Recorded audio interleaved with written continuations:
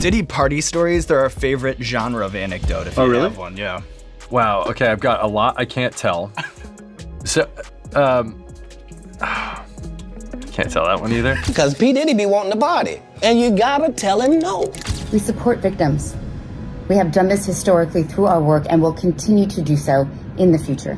Is Ashton Kutcher hiding something we all missed? And why has Mila Kunis suddenly gone silent about her husband after the shocking details surrounding Diddy's criminal indictment came to light? Ashton has been using his celebrity platform to advocate for but now you're telling me that his wife just moved out because of things that are about to unfold with the Diddy case. Some shocking revelations may suggest a deep connection between Ashton and Diddy that no one saw coming. But did Ashton know more than he ever let on? And could Mila Kunis be playing a dangerous game of exposure that could unravel Hollywood's most disturbing secrets? We support victims. We have done this historically through our work and will continue to do so in the future. A lot of people have been asking why Ashton Kutcher suddenly disappeared from the spotlight after Diddy's recent legal battles. Rumors of a breakup between Ashton and Mila Kunis are swirling, and their connection to Diddy is raising more than a few eyebrows. The web between Ashton Kutcher and Diddy is thick with mystery, and today we're breaking down everything we know about Ashton's involvement in Diddy's secret world. But it doesn't end there, because the FBI is now involved. You said we are not done, and that Combs did not do this alone. Do you foresee that there could be other charges related to this case? I'm not taking anything off the table. What exactly does Mila Kunis know that could blow this case wide open? Could Ashton's role in Diddy's life have been more sinister than we ever imagined? It seems like everything Ashton Kutcher touches is under scrutiny these days, but what we're about to reveal may shock even his most loyal fans. Ashton has been in the spotlight for years as the charming goofball, the funny guy who made us laugh on That 70s Show, and the tech-savvy entrepreneur. But recent events have shown there's a lot more going on behind the scenes. First off, many people don't realize that Ashton Kutcher and Diddy go way back. Sean Combs has gone by a million names over the years. Started out in the 90s in NYC, back when he was P. Diddy, then Puffy, then Just Love. He launched Bad Boy Records in '93, which eventually became Bad Boy Entertainment, one of the biggest names in the music biz. And he didn't just bring any old artist with him, he brought the Notorious B.I.G, aka Christopher Wallace. That name alone was making Bad Boy Entertainment some millions a year at one point. Puffy has been making money off of Biggie's name for longer than Biggie was alive. People keep forgetting he hadn't turned 25 yet. He was still 24 when he died. But here's the thing. Combs wasn't just making headlines because of his music. Oh no, he was all over the place. Fashion, TV shows, you name it. And this is where things get interesting. Combs found himself rubbing elbows with another A-lister, Ashton Kutcher. Yep, that's right. Diddy and Ashton were tight. Our relationship was really bizarre. We became fast friends, and we used to just hang out, watch football together.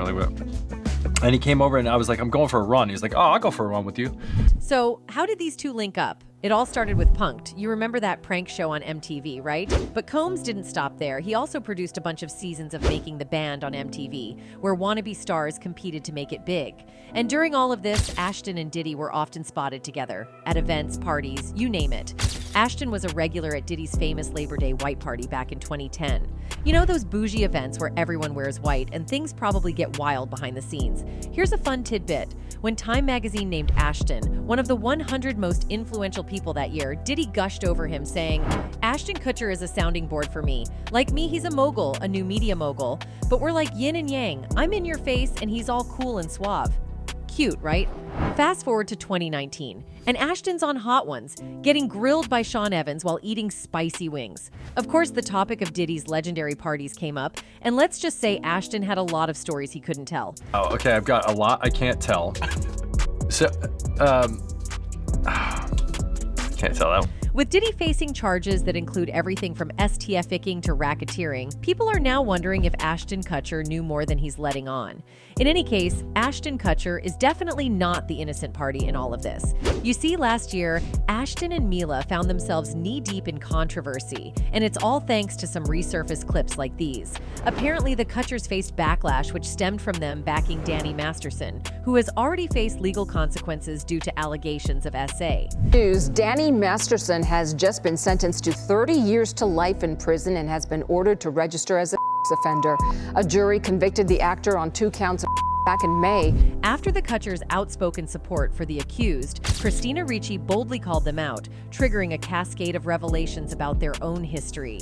In a stark white font against a dramatic black background, Christina shared her sentiments saying, "Unfortunately, I've known lots of awesome guys who were lovely to me who have been proven to be abusers privately. I've also had personal experience with this. Believe victims. It's not easy to come forward. It's not easy to get a conviction." In a separate slide, she continued, "So sometimes people we have loved and admired do horrible things. They might not do these things to us, and we only know who they were to us. But that doesn't mean they didn't do the horrible things, and to discredit the abused is a crime. People we know as awesome guys can be predators and abusers. It's tough to accept, but we have to. If we say support victims, women, children, men, boys, then we must be able to take this stance," the note concluded. While Christina Ricci didn't drop any names, her social media posts left little to the imagination, seemingly aimed at the celebrity couple currently embroiled in a whirlwind of controversy, none other than Ashton Kutcher and Mila Kunis. These two have been under the microscope for their unwavering support of Masterson. For context, Ashton Kutcher and Mila Kunis wrote to the court as character references, urging Los Angeles Superior Court Judge Charlene Olmedo to offer Masterson leniency in letters dated between July and August last year, after he was convicted in May of the same year for SA. In his letter obtained by The Hollywood Reporter, Kutcher referred to his co-star as a role model with exceptional character and explained that Masterson was the reason Kutcher didn't fall into drugs. Anytime that we were to meet someone or interact with someone who was on drugs or did drugs, he made it clear that that wouldn't be a good person to be friends with, the Your Place or Mine star wrote. Kunis wrote in her letter that Masterson had been an exceptional older brother figure to her. She also touted his avoidance of drugs, which inspired her to stay away from substances. Danny's steadfastness in promoting a drug-free lifestyle has been a guiding light in my journey through the entertainment world and has helped me prioritize my well-being and focus on making responsible choices, the Friends with Benefits actress added. The married duo decided to address the brewing storm with a joint video apology that hit the internet on a sultry Saturday afternoon. In their confession, they spilled the beans about how the Mastersons family had asked them to vouch for their 25-year acquaintance. They said, "A couple months ago, Danny's family reached out to us and they asked us to write character letters to represent the person that we knew for 25 years so that the judge could take that into full consideration." Kutcher then added, "They were intended for the judge to read and not to undermine the testimony of the victims or re-traumatize them in any way. We would never want to do that, and we're sorry if that has taken place." Critics were quick to take to X to unleash their dismay over the lawyered apology. Journalist Yasher Ali wrote on the site, "It's important to note that the letters weren't just character letters you'd write for a friend. The letters, which contained a great deal of Scientological phrasing, were intended to undermine the victims who were drugged by Danny." Another person referred to the apology as, "More like, sorry public, we did not know that our letter would be read publicly. We still want to support our horrible friend in court. They are not sorry." At the same time, fans called out the irony of Kutcher's defense while running a charity that fights child SA. We support victims. We have done this historically through our work and will continue to do so in the future. Kutcher co-founded Thorn with his ex-wife Demi Moore. The organization partners with tech companies, NGOs, and law enforcement to fight illegal human trading of young ones in the digital age. One fan commented on this saying, "I hope no one forgot Ashton Kutcher is a co-founder of Thorn. Interesting that a man who claims to advocate for SA also defended a man who is accused of such a thing." Meanwhile, after all this backlash, Christina re-emerged on Sunday via Instagram stories to clarify that she wasn't referring specifically to the Kutchers, although she admitted that recent events have made her think more about this. "What I wrote wasn't meant to seem so pointed," she began in the post to her 1.6 million followers. "It's just something I've been thinking about generally as different individuals' wrongdoings have come to light over the past couple of years, and I too have found it difficult to reconcile the person or people I knew with the things they've done," she finished. "But yes, recent events have made me think more about this." In any case, Christina's choice of words in labeling the act of people discrediting victims, in this case Ashton and Mila, as a crime has raised some eyebrows. Some fans believe that there could be more to this story, and that Christina could be hinting that these two celebrities should also be considered criminals for siding with Masterson. One fan actually commented on this, saying, "She's right about this. They're very wrong for what they did, and their apology is not even enough. They should be punished too." But folks, this is where things get interesting. Apparently, fans have received word that Ashton isn't exactly as innocent as he would like us to believe. One of Danny Masterson's accusers is taking Ashton Kutcher to the woodshed after his in-court support of his old pal, and doing it by resurfacing old footage that hasn't aged well. Chrissy Bixler, who dated Danny back in the day, but who has since come forward as one of several women to claim he SA'd her, took to IG this weekend to call out Ashton. In response to the letters, Chrissy posted on Instagram, "Dear Ashton, I know the secrets your role model keeps for you, ones that would end you. Did you forget I was there? You were on speakerphone that night you called Danny on February 21st, 2001. I hear everything. I heard the plan. In my opinion, you're just as sick as your mentor," she said. The date Chrissy is referencing is the night Ashton's then-girlfriend, Ashley Ellerin, was unalived in her Hollywood Hills apartment. Ashton had called her several times that night and ended up visiting her at her home. He later testified that he spotted liquid on the ground through the window, which he thought was red wine, but it turned out to be blood. After assuming she wasn't home, Kutcher left Ashley's apartment. Michael Gargiulo, who was later dubbed the Hollywood Ripper, was eventually found guilty of her. Chrissy also sent a message to Mila, writing, "I pray you begin to process what you experienced as a child on that set. Your old interviews are very telling," she wrote. In addition to this, Chrissy also posted a ton of old clips that show Ashton and his wife, Mila Kunis, interacting together, as well as one of Mila and Danny that certainly feels icky. One of the clips is from when Hilary Duff appeared on Kutcher's show Punk'd. The weird part of this clip comes as he introduced the child star who was 15 at the time, Ashton said. "She's one of the girls that we're all waiting for to turn 18. In another clip, she posted Ashton and Mila talking about the first time they met and how they first kissed on set. These clips have caused an online frenzy, with many fans demanding for Ashton to be canceled. The people want more of these cancel Ashton Kutcher videos. He and Danny were clearly creeping on these young girls. We need more of this, one fan commented. A second fan added, "Disgusting then and disgusting now." Anyway, what's truly interesting here is Mila Kunis' sudden and suspicious silence about the whole Diddy ordeal. For weeks, rumors of a split between her and Ashton have been circulating. Sources close to the couple claim that Mila is growing uncomfortable with Ashton's ties to Diddy, especially with the FBI now reportedly investigating all of Diddy's associates. Real sound from a gossip podcast discussing Ashton and Mila's split rumors. Could Mila be cooperating with authorities behind the scenes? If so, it makes sense why she's distanced herself from Ashton. She may know something explosive that could put Ashton in serious legal jeopardy. After all, she has been by his side for years and would have had access to his private world. There are even whispers that Mila has been speaking with federal investigators, providing key information that could potentially expose Ashton's role in Diddy's criminal circle. If that's true, Ashton's world could be about to come crashing down. Anyway, Diddy has been making headlines for weeks. Arrested, locked up, and now refusing to eat. Paranoid that he might be poisoned. Getting reports that Diddy isn't eating while in jail, and it could be because he thinks someone's trying to poison his food. Speculation is running wild that Sean Diddy Combs might be refusing to eat in jail, fearing he could be Epsteined, taken out and made to look like a self-harm fatality.